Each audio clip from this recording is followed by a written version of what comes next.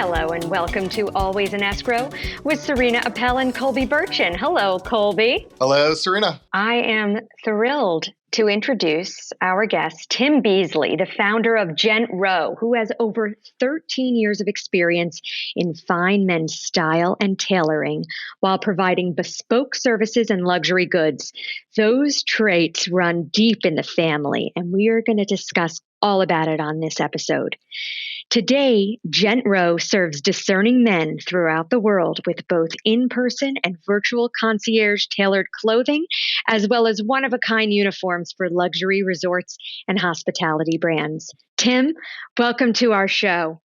Thank you for having me. So, Serena, if you're anyone who's anyone in Palm Beach County, South Florida, really, you know Tim, because he gets around. His tailored suits are everything, a must-have. So, Tim, so glad you finally came on the show. Yes, me too. Thank you. I'm going to jump right into the questions.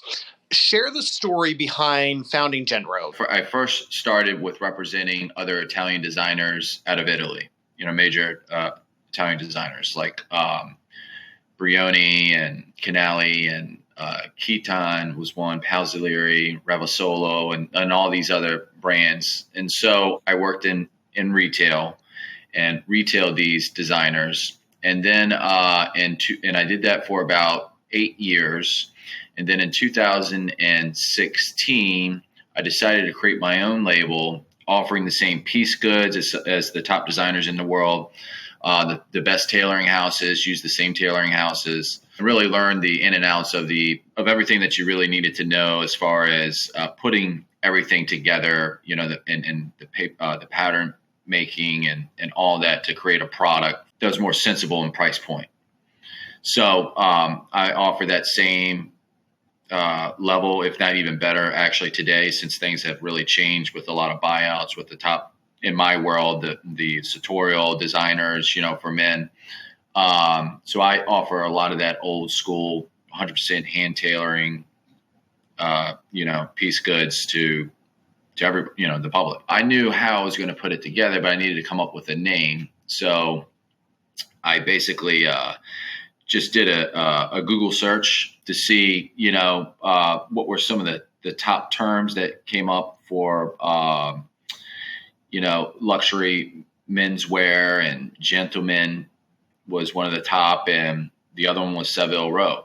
And so my initial service is a concierge service where we go directly to the client in different cities around the country right now, and a virtual service today, actually, that serves around the world. And so Gent and Row sounded perfect. And so then I created Gent Row at that time. So can you take us back? Because we know there's a bit of a story.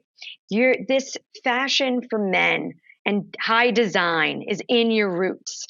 Can you tell us a little bit about that background?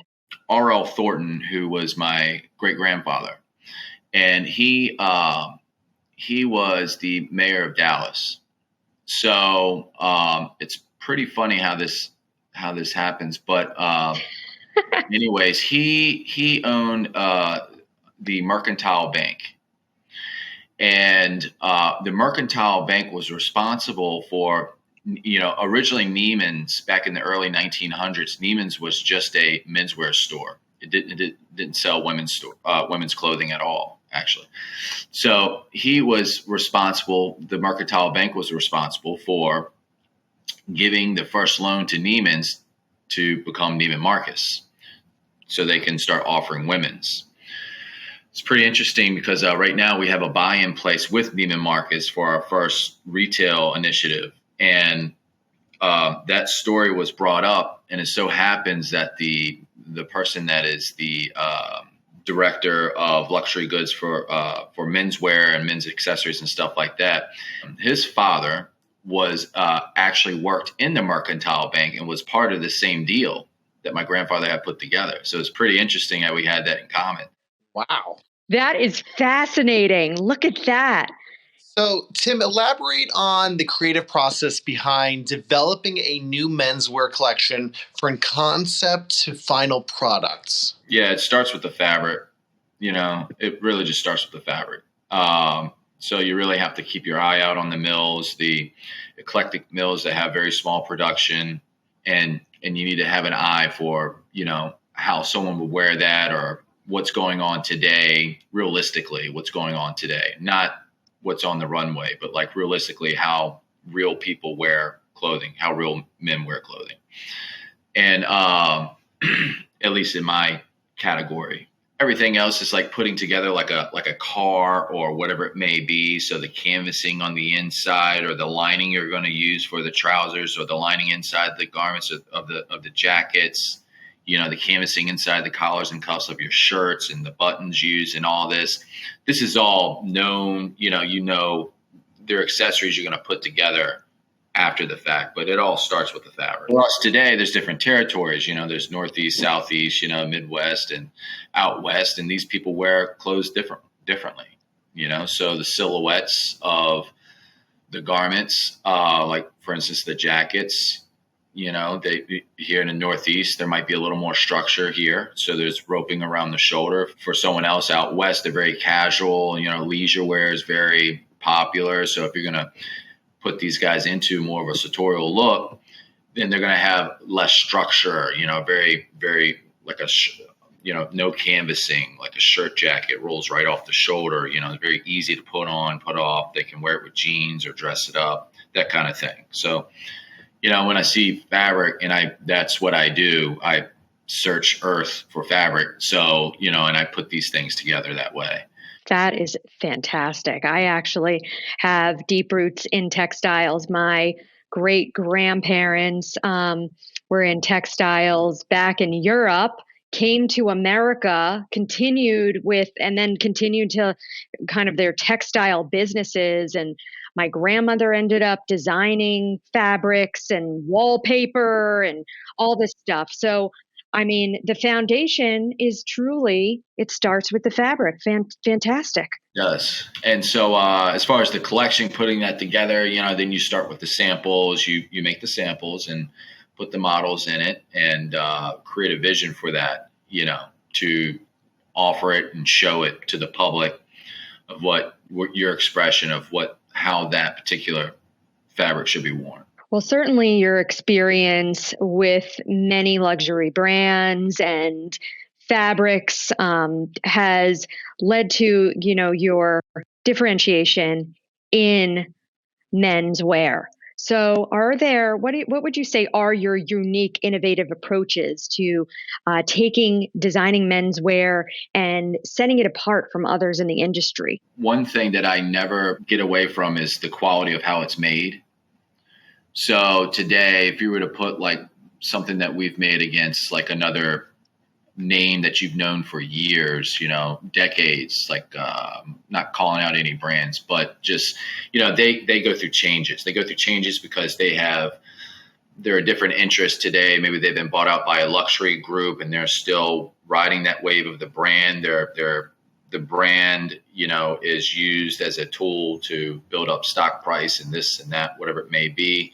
And so we are not that way, obviously. And so we never get away from how everything is made. Everything is 100% handmade with people, and how it's made can change, as far as the certain looks and styles. But I would say that's the main thing is the quality of our clothing. Just never changes. It's always at the top. Whatever the hardest way to do it, that's how we do it.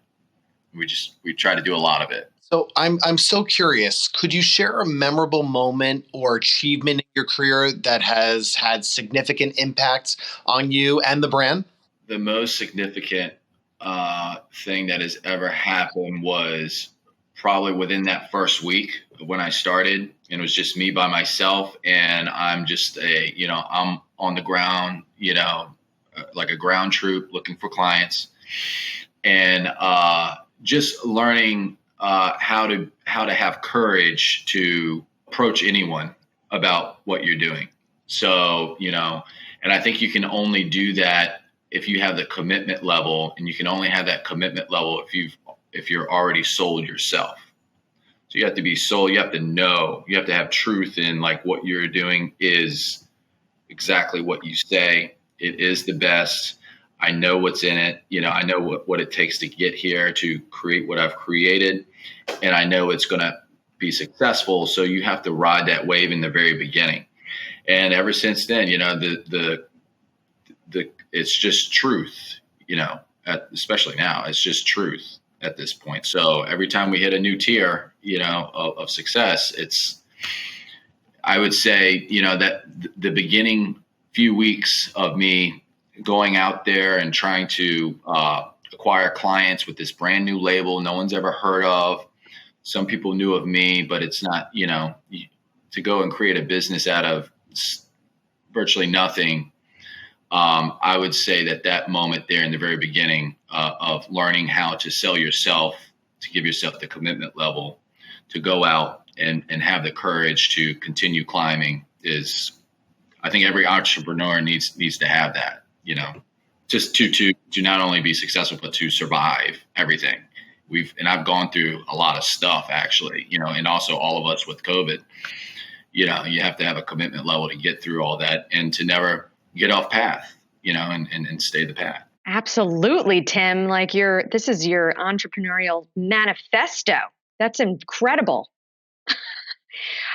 So how do you connect with your audience, and what role does customer feedback play in shaping your designs and the direction of the brand?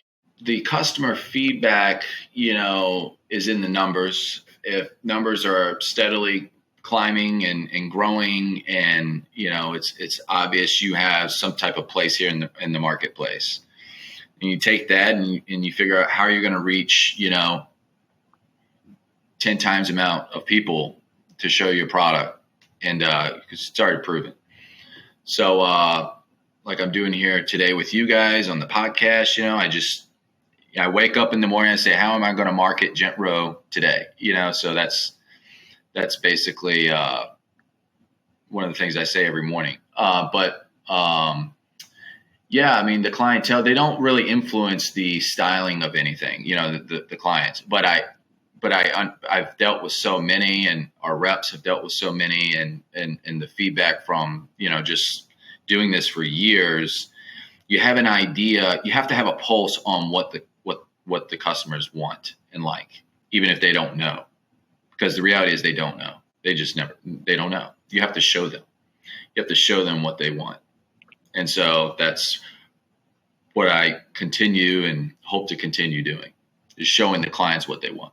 Definitely that education is there. I mean, it's your expertise and knowledge, right? And I agree with you. Consumers really don't know until they're shown. And so you're guiding that experience, that whole journey. I mean, it's definitely changing the way men look. You're changing people's style. We're not a global institution yet, but our piece of the pie, we are showing and doing things, bolder patterns too. That I had someone tell me the other day that she thought she saw a jacket of mine because she saw this jacket that I had, and it was a different area, and it's possible because that particular fabric, I know we only there was like maybe 70 some jackets that you can make out of that. It's very eclectic and small production. But yes.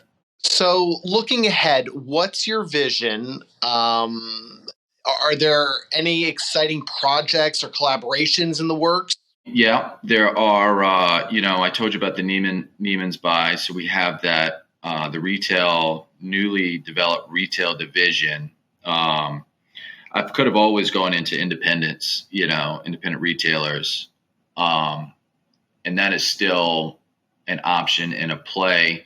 I just want to really be successful in a major, so being in Neiman Marcus and hanging with, the other top brands, for sartorial menswear in the world is pretty significant. The 36 stores, so that's one thing that's very big right now for the Gent Row brand. Yeah, we're still, we're still picking up on the bespoke service, so still growing that, and we have a play here with a resort that's local actually to me in Palm Beach, the Breakers, and there are 8 restaurants. So I think we're going to start making their uniforms also, which is great. We make uniforms for luxury resorts and condominiums. I mean, it's significant to me because I love the Breakers and HMF and all that stuff. It sounds fantastic. Everybody, we need to follow along on this journey and what's happening with Gent Row.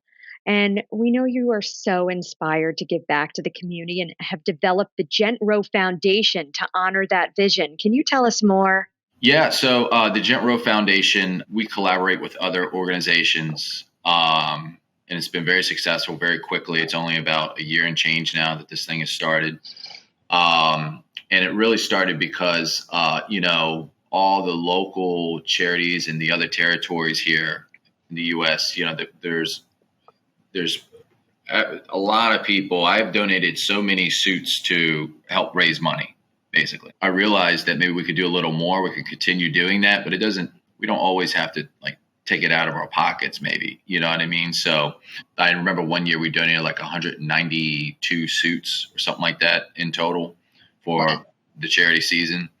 Wow. So it was at that moment I said, I'm going to go ahead and start the foundation, the Gent Row Foundation. And one of the things that I'm passionate about is, I went to a military boarding school, and I think without that kind of discipline, I who knows where I would have been, because I really needed it when I was younger, and I didn't really, my situation wasn't where I had the guidance,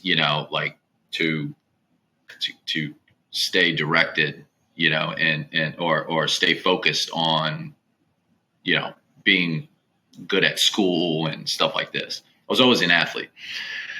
So with the Gent Row Foundation, that's what we focus on. We focus on helping young teenage boys, really from middle school to high school. And we give them we do the program where we give them a custom suit.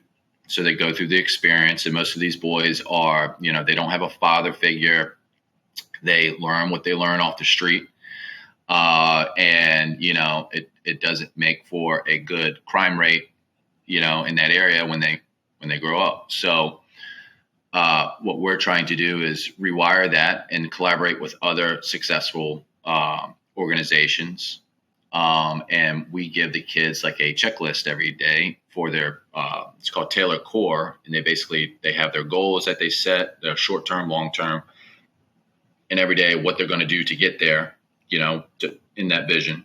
And it keeps them focused, so, and they have a suit hanging, in their closet to help remind them of what success might look like for them as they continue.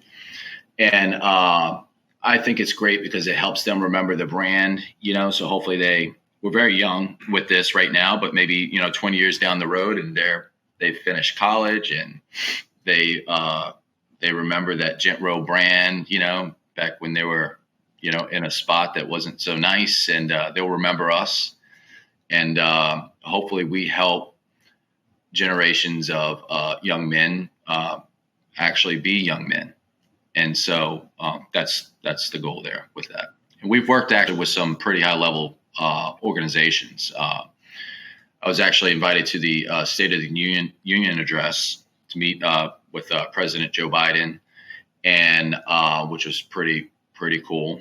And we've worked with a congresswoman who has a foundation since 1993. This is our second year now working with her kids, actually. She's based in Miami. And other localized stuff in some of the other territories also that we work with around the country. Just incredible. So inspiring. Exactly. You took my words right out of my mouth, Serena. Tim, that's really just such a nice thing. Thanks for all of the work that you're doing for this next generation of youth. It really is. It's really incredible. I'm speechless. How could people find you, follow you, and hopefully purchase from you? Well, they can find us on gentrow.com. So gentrow.com. All of our social mediums are just Gent Row.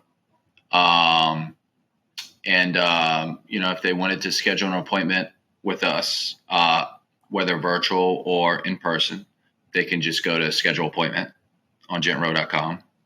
And that's it. Very, very easy. Well, we really appreciate you coming on. Thank you for being with us. Thank you for all that you're doing for future generations and for this current style moment for men everywhere. Yeah. Thank you guys.